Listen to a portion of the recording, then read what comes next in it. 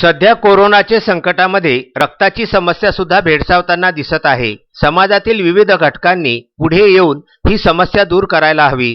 याच अनुषंगाने वाशिम जिल्ह्यातल्या कारंजा लाड येथील लोकमान्य व्यायामशाळेच्या सदस्यांनी हे सामाजिक उत्तरदायित्व जोपासीत रक्तदान शिबिराचे आयोजन केले होते। 3 मे 2021 रोजी सकाळी 10 ते 2 या वेळेमध्ये व्यायामशाळेमध्ये पार पडलेल्या या रक्तदान शिबिराचे उद्घाटन व्यायामशाळेचे उपाध्यक्ष भीमराव गागरे, सचिव गोपाळ वाघाडे यांच्या उपस्थितीमध्ये पार पडले। यावेळी व्यायामशाळेचे सदस्य बहुसंख्येने उपस्थित होते। एकूण 80 रक्तदात्यांनी यावेळी रक्तदान केलं।